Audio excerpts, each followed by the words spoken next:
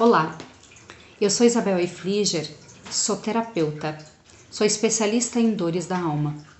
E sabe por que eu sou especialista em dores da alma? Porque a minha melhor e maior faculdade foi atravessando situações que me causaram muita dor na alma. Mas eu consegui vencer.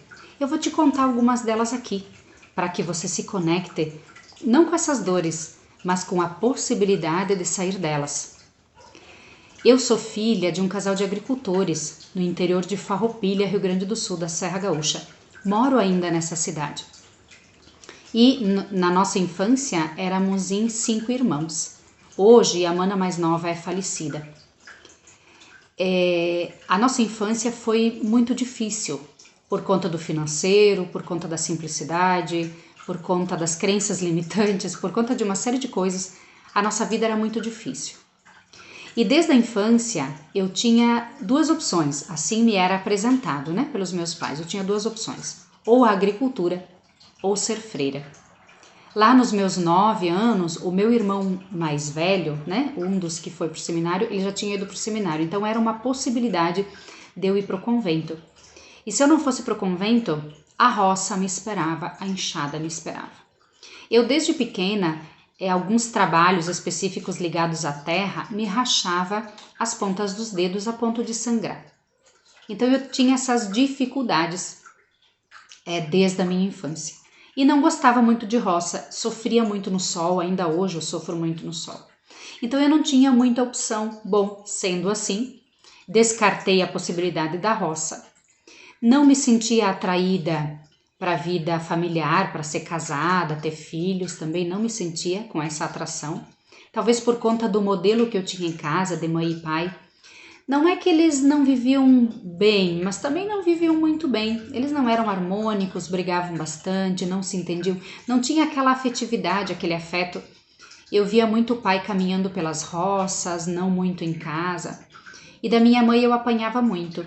Quando meu pai estava em casa, eu não apanhava da minha mãe. Então, existia esse desencontro de atitudes que provavelmente entre eles, eu não sei, eu era criança, interpretava do meu jeito, mas provavelmente entre eles também não se entendiam. Então, resumindo, sobraram duas opções, Ou roça ou convento. Eu optei pelo convento. Claro que na ocasião eu não tinha consciência, eu dizia que eu queria ser freira. E assim foi, Altos e baixos da vida religiosa. Eu fiquei no convento então dos 11 anos até os meus 30 anos. Fiz todo o processo, de postulantado, noviciado, votos perpétuos. Fiquei em Roma 3 anos, fiz uma faculdade lá. Eu sentia no coração que eu queria ser freira, mas inconscientemente era a única opção que eu tinha. Lá no período da vida religiosa, eu até fiz um processo terapêutico com psicóloga, mas não me encontrei muito com esse método da psicologia tradicional, porque esse método eu tinha que falar. E se era falar por falar, eu podia falar na frente do espelho, e eu não tinha clareza do que estava dentro de mim. Eu sentia que algo me travava, eu sentia que eu não estava na minha melhor versão, eu sentia que eu não estava no meu lugar. Mas na minha mente, consciente ou inconsciente, eu não tinha um outro lugar. Eu só tive essas duas opções lá no período onde foi moldado o meu modelo mental. Com muito custo e muito sofrimento lá pelas tantas na vida, eu percebi que eu estava no lugar errado. Mas também não sabia muito o que fazer e como sair dali e como recomeçar a vida. E aí Deus me deu o Ed, que é o meu esposo atual. Nos conhecemos e eu percebi, eu senti dentro de mim que eu podia apostar nessa relação. Foi aí então que eu decidi sair da vida religiosa com muito custo, muita oração. Eu lembro que eu chorava muito na frente do Santíssimo e eu pedia para ele: me dá uma luz, Senhor, por que agora eu não quero mais ser freira? E era uma coisa que eu queria a vida toda. Então foi um sofrimento muito difícil dentro de mim. Claro que as pessoas quando saí me julgaram bastante, mas elas não sabem da caminhada que se passou aqui dentro. E tá tudo bem, elas também não precisam saber, cada um com as suas crenças. Mas agora você está sabendo, foi muita luta para eu sair da vida religiosa. E ok, saí, o Ed do meu lado, começamos a vida, logo engravidei. O Dani tá aí agora com 15 anos, um lindo, Somos casados até hoje, constituímos família, conseguimos construir a nossa casa, comprar o nosso carrinho. Continuei estudando, meu esposo também estudou, hoje ele é terapeuta também. Mas toda essa construção parecia um alicerce firme. E lá pelas tantas, 2017 para 2018, eu comecei a me perceber extremamente infeliz.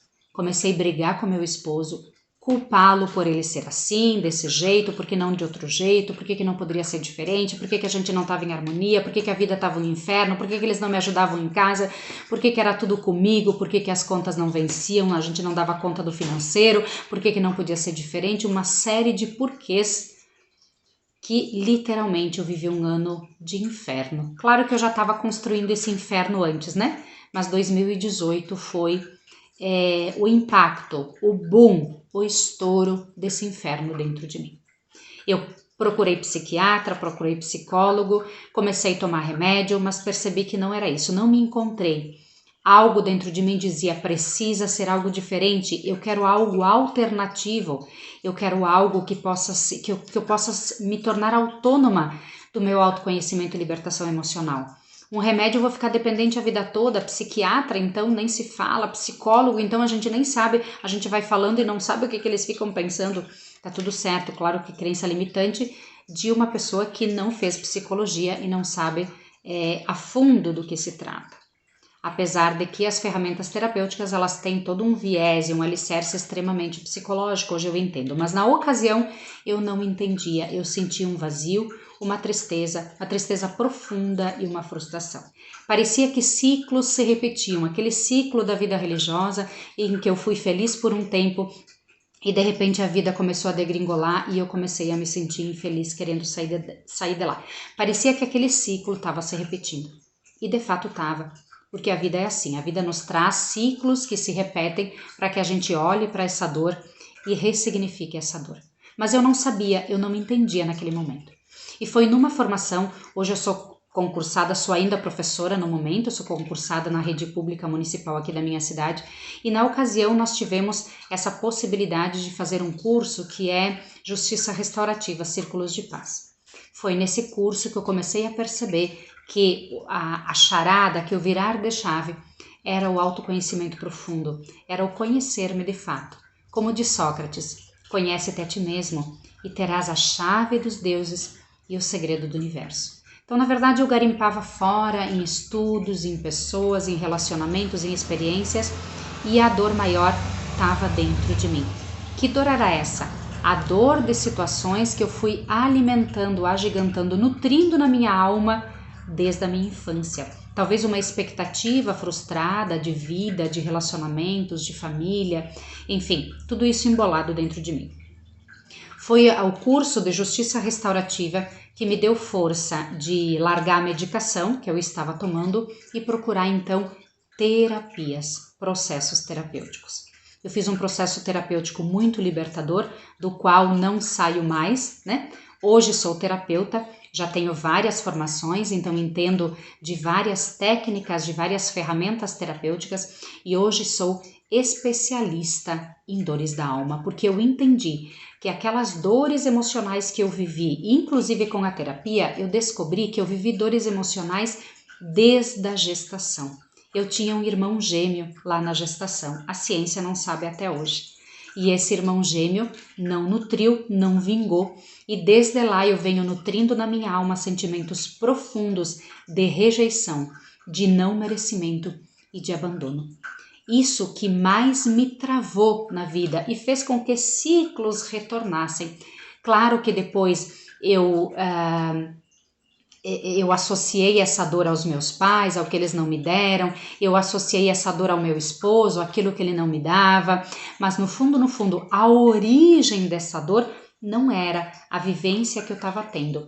Foi aquela experiência original lá da minha primeira família, do meu primeiro sistema familiar, que foi lá o meu irmão gêmeo, José. E hoje eu dei um lugar especial no meu coração e eu consigo nutrir paz, leveza, prosperidade, propósito. E assim a minha caminhada começou a fluir. Mas não foi fácil. Num primeiro momento, a gente dá a culpa para o mundo. A gente acha que são os outros. precisa uma jornada, precisa uma caminhada de entendimento para entender que tudo que acontece na minha vida fora é resultado, é reverberação daquilo que eu tenho dentro, das minhas vivências dentro, principalmente aquelas que foram marcadas a ferro e fogo no meu modelo mental. O que eu ouvi, senti, vi, tanto da minha infância quanto antes da minha infância, ainda no ventre da minha mãe. Situações que a minha mãe viveu com a minha avó, inclusive nas constelações sistêmicas, elementos fortes assim saíram da minha existência, de que eu tinha crenças limitantes e conexões fortes com a minha mãe, e o pensar da minha mãe era escrito, escancarado, desenhado, o pensar, as crenças limitantes, o modelo mental da minha avó. Então a possibilidade de olhar para essa ancestralidade que eu sou, essa ancestralidade que eu sou 50% mãe, 50% pai, e ali junto desse pai e dessa mãe, os seus ancestrais, os seus pais, os seus avós. E assim eu fui me constituindo, fazendo essa caminhada. Hoje continuo me auto-aplicando todos os dias, é uma ferramenta terapêutica que vem nesse processo de autoconhecimento. Eu sou beneficiada, minha família é beneficiada. Amigos, pessoas próximas são beneficiadas, e ok, eu já atendo pessoas de todo o Brasil e fora do Brasil que falam o idioma da língua portuguesa ou italiano, que tenho fluência, posso estar atendendo, posso estar ajudando a suavizar e não porque libertar essas dores profundas da alma, principalmente essa experiência de rejeição, abandono e no final das contas, o não merecimento. Se você se conectou com essa história, se você percebeu que algum elemento dessa história é semelhante ao que você guarda na sua alma, não deixe para amanhã começar essa jornada de libertação emocional e de cura da sua alma, porque o que mais você vai dizer dentro de você, por que eu não comecei antes? Depois que a gente se liberta, tudo flui, tudo acontece. A gente encontra a tão sonhada paz da alma, a tão sonhada felicidade e também a prosperidade, porque a prosperidade é reverberar, é um produto da leveza, da paz da alma e da felicidade. Um beijo no teu coração e saiba, eu estou no mundo, o meu propósito no mundo é ajudar você a se libertar dessas dores emocionais e a verdadeiramente você ter paz na sua alma e felicidade, abundância na sua vida. Um beijo no teu coração.